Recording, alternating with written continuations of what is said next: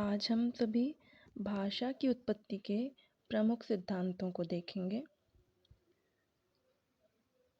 पहला सिद्धांत है, भाषा की उत्पत्ति के प्रमुख रूप से 12 सिद्धांत बताए गए हैं, जिसमें से पहला सिद्धांत है दिव्योत्पत्ति सिद्धांत, अर्थात इसके प्रवर्तक हैं सुस्मिश या जर्मनी के हैं। और इसमें विशेष यह है, या दिव्योत्पत्ति सिद्धांत में यह है कि इसमें माना जाता है कि भाषा की उत्पत्ति जो है वो दैवीय शक्ति से हुई है, अर्थात वेदों से ही भाषा की उत्पत्ति हुई है। दूसरा है संकेत सिद्धांत। संकेत सिद्धांत, इसके प्रवर्तक रूसो कहे जाते हैं, ये फ्रेंच हैं। इसका अन्य संकेत सिद्धांत का अन्य नाम निर्णयवाद या स्वीकारवाद भी है। रणन सिद्धांत, रणन सिद्धांत के प्रवर्तक प्लेटो हैं। इसके और रण सिद्धांत के प्रवर्तक तो प्लेटो हैं, लेकिन हेस और मैक्स मूलर जो हैं, इन्होंने इस सिद्धांत को व्यवस्थित किया है।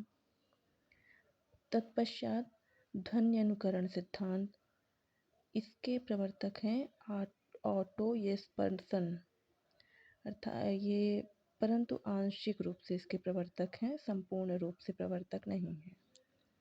इसका अन्य नाम है ध्वन्यानुकरण सिद्धांत का शब्दानुकरण वाद एवं भोंभोवाद।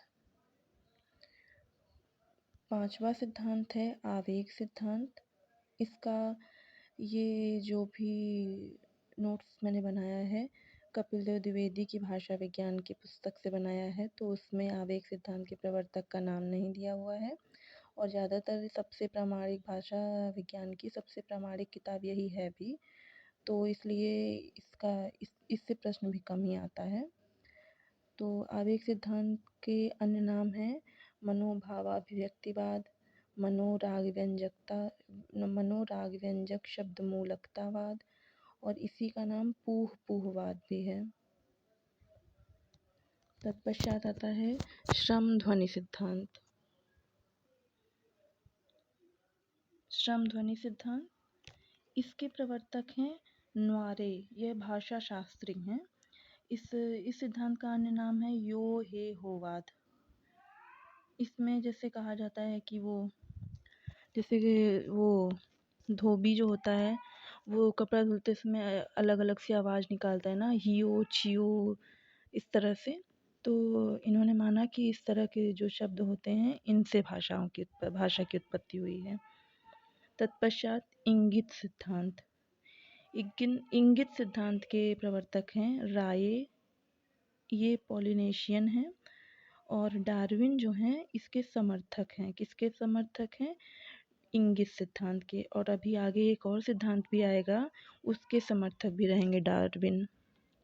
और इंगित सिद्धांत का अन्य नाम है मौखिक इंगित सिद्धांत।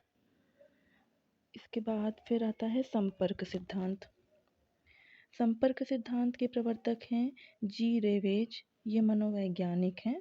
इन्होंने बाल मनोविज्ञान एवं जीव मनोविज्ञान पर आधारित भाषा सिद्धांत दिया है। तत्पश्चात आता है संगीत सिद्धांत। संगीत सिद्धांत ये अभी मैंने ऊपर बताया था ना कि डार्विन, ये ऊपर दिख भी रहा है इसमें। तो संगीत सिद्धांत के डार्विन, स्पेंसर और येस्पर्सन, ये लोग आंशिक रूप से प्रवर्तक हैं। और संगीत सिद्धांत का एक अन्य नाम वू थ्योरी भी है। प्रतीक सिद्धांत, इसका भी इस सिद्धांत के प्रवर्तक का भी भाषा विज्ञान की कपिल देव द्विवेदी वाली इस किताब में नाम नहीं दिया हुआ है। तो इसमें प्रतीक सिद्धांत में यह है कि इसमें कहा जाता है कि जो नर्सरी शब्द होते हैं, मतलब जैसे माता पिता भाई बहन, जो बच्चा घर में सीखता है, सबसे पहले सीखना शुरू करता है, वो सब नर्सरी शब्द कहे जाते हैं। तो कहा जाता है कि नर्सरी शब्दों से ही भाषा की उत्पत्ति हुई है। तत्पश्चात आता है समन्वय सिद्धांत। समन्वय सिद्धांत के प्रवर्तक हैं हेनरी स्वीट, ये भाषा शास्त्री हैं। और इन्होंने ये सिद्धांत जो है वो सबसे अच्छा माना जाता है। इसका लगभग सभी विद्वानों ने समर्थन किया है। किसका? समन्वय सिद्धांत का। समन्वय सिद्धांत में यह है कि जो जितने सिद्धांत बताए गए हैं उन सभी सिद्धांतों में जो महत्वपूर्ण बातें थी उनके अंश को सम्मिलित कर लिया गया है। इस तरह से समन्वय सिद्धांत है यह। और फिर अंतिम है 12वां प्रतिभा सिद्धांत। ये प्रतिभा सिद्धांत है भर्तृहरि, आचार्य भर्तृहरि का।